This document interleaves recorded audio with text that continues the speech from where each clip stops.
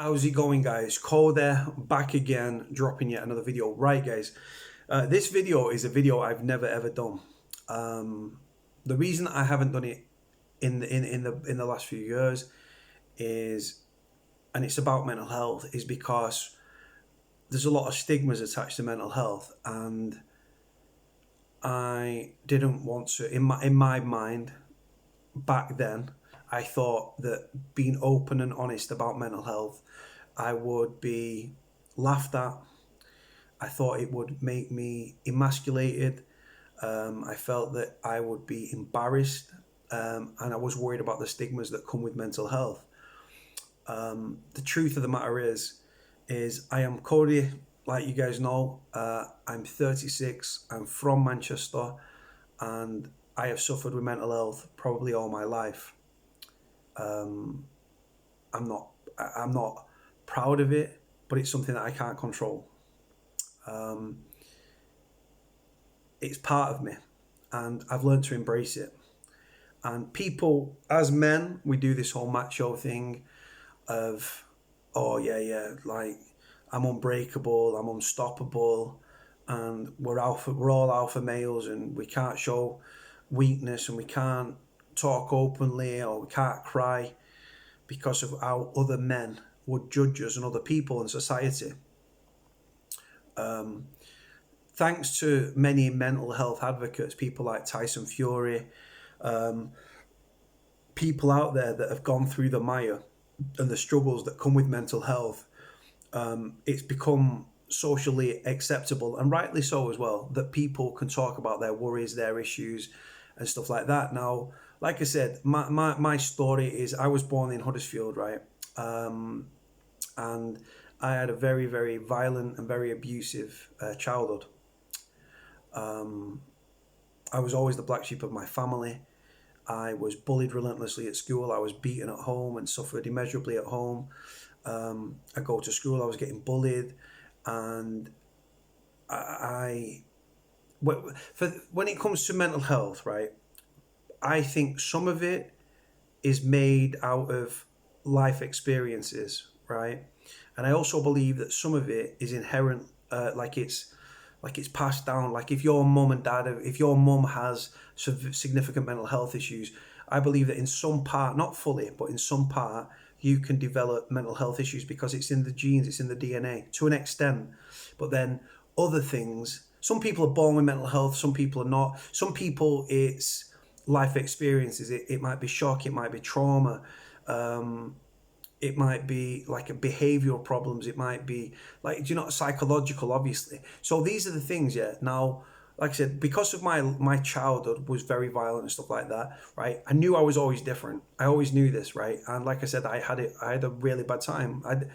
I used to see it as a negative. I'm now grateful for what I've been through. It's made me the person I am today. But every time I was involved in some sort of an incident, whether I was the victim or whether I was the offender, I always, it chipped bits off me, and it molds you, I guess you'd say, into the person you become. Now, like I said, for many, like through being violent, and sorry, through having a violent upbringing and being like witness and subject to extreme violence, I became violent. Now, like I said, that is part because I was a product of my environment. Also, I was, I would, psychiatrists have said that I was a ticking time bomb. Right, I've been labelled a psychopath on things I've been arrested for. I was sectioned when I was in the military. I saw 3 or 4 different psychologists, and they said I've got things like psychopathic tendencies, which I'm not proud of. I couldn't control. And I always knew I was different, and it came out in many different ways. I wasn't one of these people that self-harmed. I was extremely violent. I was also sexually abused by someone that lived local to my mum and my stepdad. Again, it impacted my mental health, and I became violent. I wanted people to feel the pain I was going through, and I'm not proud of that, but it was the reality of the situation. Now, I use my mental health as possibly an excuse for some of the things I've done. in my life. I've really, really severely, badly hurt people. I'm not proud of that. I'm not bragging about that. It's a shameful thing. And I've sat in rooms and cried my eyes out. I've been homeless on 2 occasions. I ended up in a hostel full of drug addicts. And all the time, all these negative instances that I've had in my life, right? And there's a lot of them, trust me, chip bits off me. And it affected my mental health. Always for the negative, never for a positive, always a negative. And because of that stigma, because of those we're men and we're macho and you're a criminal and you're involved in the criminal underworld and all this stuff, you don't talk about your mental health, you don't go to the doctors, you don't get medication, you don't sit in a room and talk to another man about your issues and your worries and your problems, right? And it's only in the last 3 years I've actually sought help for my mental health, for the reality. And like I said, I was kicked out of the military because of my mental health. I was sectioned. I ended up in a psychiatric unit in Wegberg in Germany. I was based at Gütersloh at Mansa Barracks, 26 Regiment Royal Artillery, and I was kicked out of the military because of my mental health. I went on to be involved with the criminal underworld, gangs, gangsters, and that violence and stuff that stem from childhood abuse and mental health, I used it as a weapon. And my violence also became a job. And both in the sense of violence was my job in my criminal fraternity. That's what I was paid to do: hurt people, find people, track them, and hurt them, which I'm ashamed of. But like I said, hindsight's a great thing. And it was also a job in the sense that I was a doorman and I worked security, right? But in the security thing, I wanted to protect people because I'd seen vulnerable people and stuff like that. And I know what alcohol does, it lowers your inhibitions and stuff, right? So when I was on the security side of things, I was like a good and bad person mixed into one. By night, I was working the doors. By day, and when I wasn't working the doors, I was committing criminal acts and violence, right? So I was protecting people on the doors, but obviously you had to fight still because people try and try you and stuff and kick-offs, right? But I mainly did the doors to protect people. That's why I got into that line of work, right? But then I was also hurting people. So I was like a walking, talking, like contradiction, if you will. And obviously I ended up in prison through my criminality, through my gangland associations, right? I ended up in prison, right? When I went to prison, it affected my mental health.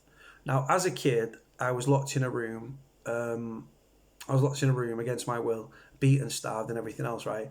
So when I was locked in a cell, I was locked in a prison cell against my will. And like you eat when they tell you can eat unless you've got a box full of canteen items under your bed. So yeah, I was being in prison, right, psychologically messed me up again. I'm going to be honest, right? What we do as men, we go to prison. Yeah, prison's easy. Do it standing on my head. I can act my prison, and I can do my prison standing on my head, right? If I was to sit here and say that prison hadn't got to me at various times throughout through my stretch, I would be lying, right? When I was 14, I remember that my mental health was that bad and home life was that bad. I tried to hang myself in the bathroom. My mum kicked off the bathroom door. I was hanging by a fucking skipping rope tied over the thing, and I was hanging like a skinny little kid hanging. Tied it over the thing, pushed the window out, and I was tiny. I was probably about 5 stone, 6 stone way through. I was hanging, and I was on my way out, man. I was choking on just what it was, right? I've contemplated suicide. When I was in prison, when I was in Strangeways, I was on remand at Strangeways, right?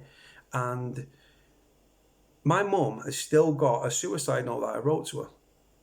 Right, the girl that I was with at the time, right, I rang her and told her like my head's gone. Right, I kept getting knocked back on bail applications. I was in prison on a remand for witness intimidation. Right, someone alleged that I rang him through a fake Irish accent for 20 seconds, no corroborating evidence, no forensics, no DNA, no call recording, no CCTV, no nothing. Right, and I was hustled into prison. Right.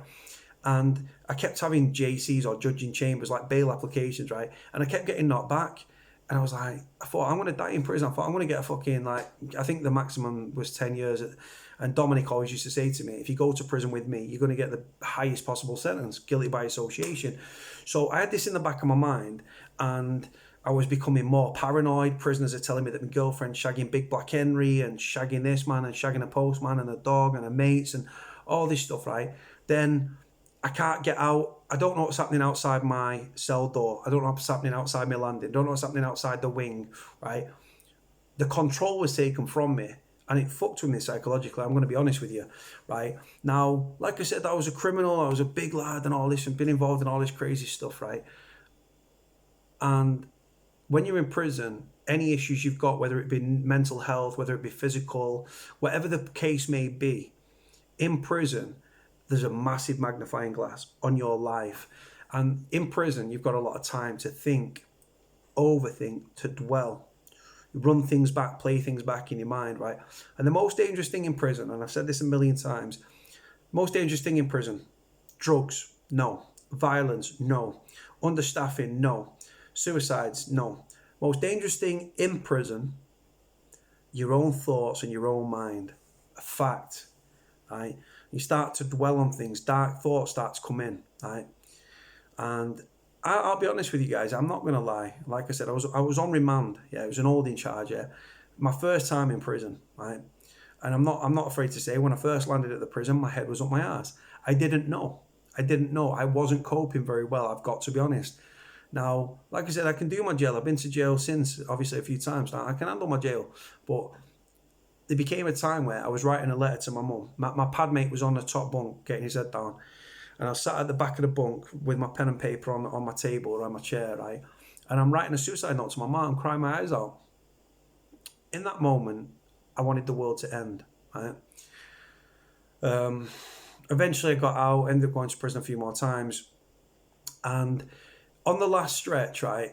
On the last stretch, I saw a prisoner throw himself headfirst off the balcony, right? And like I said, I've seen a lot of bad shit in my life, but when you experience bad things, right, and it stays with you, and it stayed with me, and like I said, I'm only talking about my mental health. I'm not talking about all people with mental health. I can't do that because everyone's situation is different. Everyone's got different things that trigger them and what sets them off and where it stems from and stuff. Could be childhood abuse, could be sexual abuse, could be physical abuse, could just be born with it, could be things that have happened in their life, could be finding a relative dead or something like that molds that person, that changes that person, right? Other people, I genuinely believe, are born with it. It's hereditary. I genuinely believe that.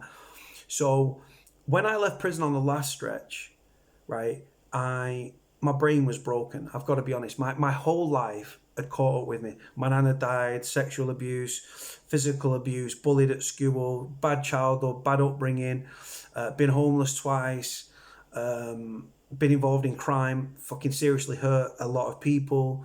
People had hurt me, I'd hurt other people, the cycle of crime, violence and stuff like that. And so what ended up happening is 3 years ago, I came away from crime. I walked away from everything and everyone I'd ever known, right? Hardest thing I've ever had to do, fact. And I found myself on edge a lot of the time, right? Example, right? I struggle to sleep and it stems from my mental health. Look at the time. 2:56 a.m. on Saturday, right?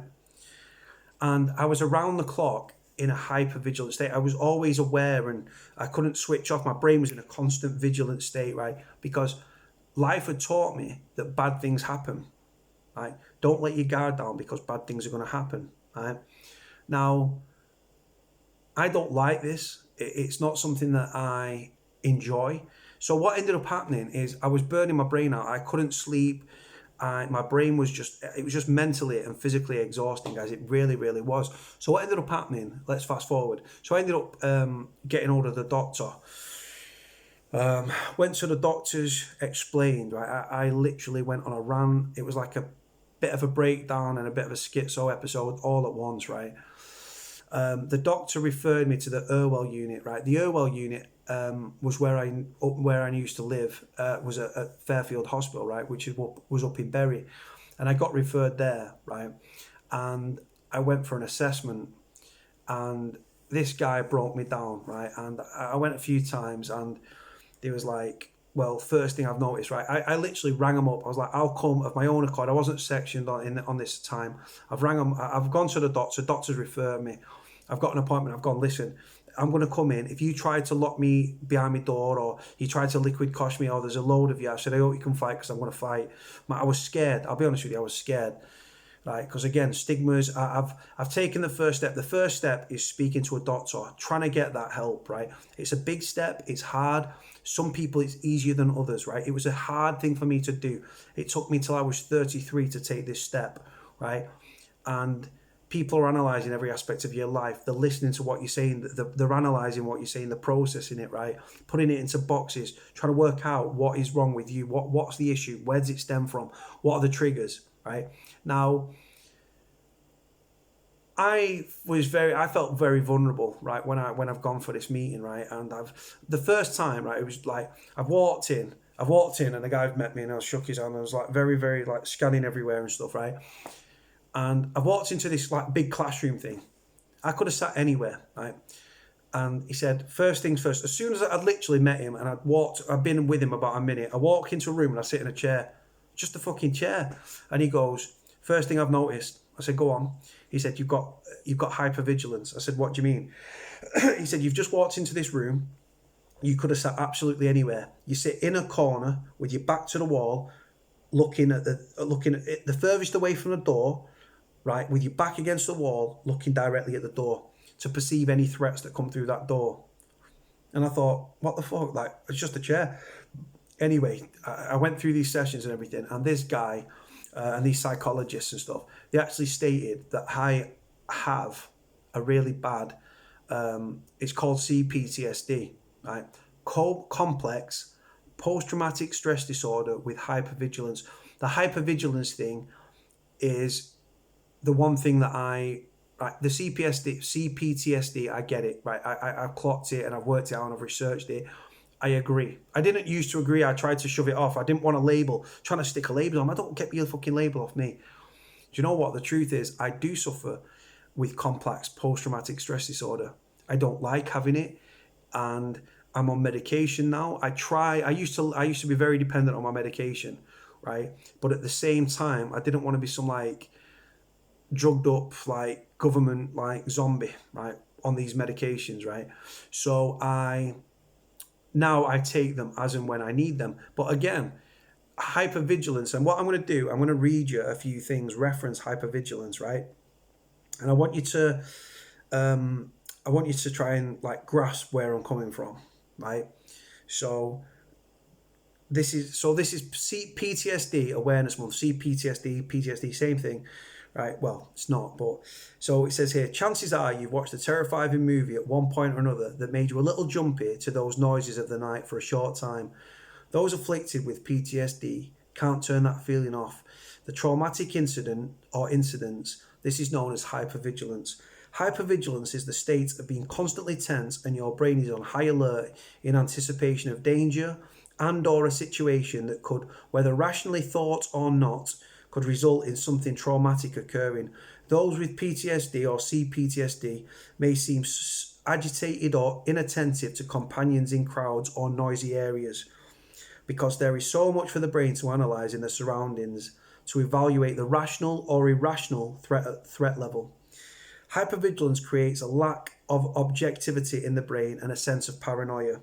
Even in familiar environments, hypervigilance can make people particularly aware of the slight detailed changes from the status quo that are insignificant to others, i.e. an object out of place. This is another thing about CPTSD, right? I literally, this is me in a nutshell. Often when enduring prolonged abuse, the victim learns to assess and anticipate all moods, actions, words, behaviours, facial expressions, tone of voice, etc. in order to stay safe. This is hypervigilance, the continual need to work people out in order to protect oneself from further harm or reduce the harm coming. This is hypervigilance becomes a natural part of the survivor's subconscious needs and therefore continues on even when the harm has ceased. Complex trauma hypervigilance is about far more than assessing physical environment. Hypervigilance. Hypervigilance is a very common and debilitating, complex PTSD symptom. It leaves abuse survivors feeling perpetually on edge, never knowing when the other shoe is going to drop. Indicators of hypervigilance: sleep problems. Got it. Being easily startled. When startled, extreme response, violence. Trouble concentrating. You guys have watched my vlogs. I really struggle with my concentration. Exhaustion from the extreme anxiety. Yep. Overstimulating environments feel intolerable. So public places, busy crowds. Preoccupation with anticipating the moods of others. Constantly inspecting surroundings for potential danger. Just like complex PTSD symptoms, hypervigilance often continues for many years after the trauma has ended. Another one. Hypervigilance is one of the hyperarousal symptoms of PTSD. A person experiencing this symptom will have an enhanced state of sensory sensitivity accompanied by exaggerated behaviours. They will be anxious, tense, and on guard as they constantly scan their environment for anything that is a reminder of a threat or trauma. The individual remains on high alert in order to detect potential sources of danger. Hypervigilance is also accompanied by an exaggerated startle response and increased anxiety, which can cause exhaustion. Hypervigilance is a state of being constantly tense, on guard, and exceptionally aware of your environment. Right, hold on. Feeling safe is one of the greatest needs of a complex trauma survivor. Safety in environment, but even more so in people. Very few people will ever pass the hypervigilant and exacting test of someone classed to be safe enough. Right, this is me in a nutshell, right? Away from YouTube, right? This is me. This is my PTSD. This is me, my CPTSD, right? It says, I don't only reflect on people's words or just their words and actions. I consider what they don't say, what they don't do. I consider how their words and actions conflict and why I consider patterns in their behavior. I discern the motivation behind the behaviors and words. I discern how they treat others. And all of this is done subconsciously, as does the mind of a highly vigilant person who knows people are capable of much deceit, lies, and manipulation, and what many people show to others is not the real person inside. Right, that is me.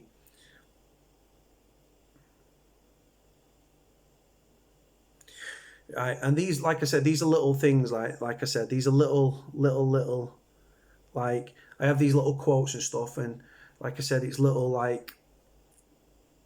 If you Google like symptoms, right, CPTSD symptoms and hypervigilance was something that I tried to they put these labels on me, and they said there's a lot of things at play here. I've got a lot going on, and I've got pockets of other things. They said that they think that I had an antisocial personality disorder. I had sociopathic traits, which I don't really believe. I've shown psychopathic traits apparently.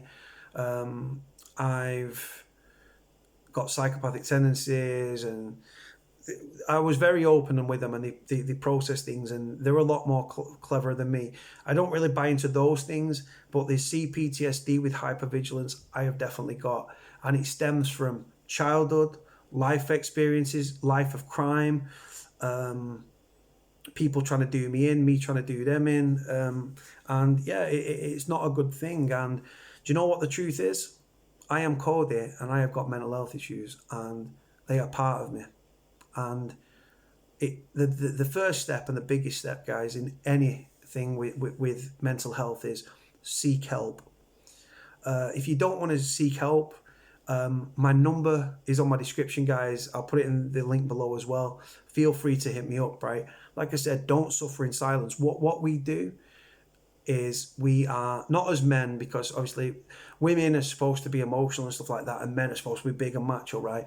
And the sheer amount of men that commit suicide every year is phenomenal. Look at people like Chester Bennington, Robin Williams, like entertainment people, fantastic people, money, riches, everything. But that doesn't mean anything when you're suffering, and you're suffering in silence. And it's made me implode. My mental health has made me implode and cause conflicts up here. It's cost me relationships because of paranoia and stuff. I've also exploded, which is my outburst in violence and stuff like that, which I'm not proud of. I'm not an emotional person at all. I'm really, really not. I'm quite cold and quite numb in that regard. But now and again, every blue moon, I will have a breakdown. I'll have a cry. Living my life the way I've lived my life, and like I said, I've had a lot of bad experience, a hell of a lot of bad experiences. I've lived the life of someone a lot older than me, and it's chipped bits off me. It's affected me, and it's affected my mental health. It doesn't make me a bad person. Don't suffer in silence. I suffered in silence for too long, right? And I'm not one of these that are going to start ringing people, hey, listen, I'm having a bad time. No. I went to the doctors, right? It took me years, 33 years it took me to seek help. I've got medication. It's in my drawer. I've been on everything from Zopiclone to quetiapine to mirtazapines to promethazine hydrochloride, and they put me on some. I was on antipsychotics a long time ago, but yeah, with the medication and stuff. Again, people don't want to take medication. The side effects. You can lose your mojo, your sexual desires. You can not ejaculate. You can get dry mouth. You can become agitated. But like I've said, guys, my hypervigilance is just in a constant state of readiness. Right? Example. Right? The time is now 3:09 a.m. Right? Saturday morning. Every night before I go to bed, and I did it before actually. Right? Every night, what I do, because I was so used to the police coming through my door, right? Obviously, since moved and started away from crime, I've started a new life and doing this and everything. Every night before I go to bed, I put my clothes out. Not because it's like OCD or anything. I do it because I used to have the police come through my door all the time. So, example. Pair of trackies, well, shorts now because of the weather. Shorts, boxers, socks. So my boxers are like shorts down first, my boxers folded in half, my socks are pulled out, ready to go. Pair of trainers on the floor and a t-shirt hung up on the door. Because my brain always told me that I was waiting for the police to come through the door. So I can't switch my brain off. The way that I live my life is my brain is working 24 hours a day, apart from when I'm sleeping. And even when I'm sleeping, right, I could be asleep and I could hear a car door slam on the main road. I'm awake. But I'm not just awake like dozing. I'm awake and I'm like bam, bam, bam. I'm at the window and I'm trying to investigate. If I hear a little noise, right, I'm awake. If I hear a bird tweet, I'm awake. It's the weirdest thing and it's exhausting. And like I said, there's a lot of people with more significant mental health issues than me. I've got a serious one with a hypervigilance, with a CPTSD. I've got other pockets of other things and they play up at certain times and it's trying to keep a lid on them. And like I said, please don't suffer in silence, guys, because too many people suffer in silence and then seek suicide as a way out, right? We are men. Like I said, I am proud of the fact I've got mental health issues. I'm proud to do this video because suffering in silence nearly made me end up taking my own life. This video is not macho. This video is very open and very frank. Right? Like I said, I could sit here going, yeah. I don't have to do this video. Number one. Number two, I could make myself and toughen it up. No, not about that. Being macho, suffering in silence, self-harm, suicide attempts, suicide. Do not suffer in silence, please. I'm going to leave this video here, guys. I've waffled on far too long. I'm very, I feel vulnerable a bit because I've opened myself up, guys. And like I said, people might troll me, but this is me. This is my story. There's a lot of things to it. I've just tried to nutshell it, guys, into a 29-minute video. But like I said, there's some great people out there, and people suffering in silence. It doesn't do anybody any good.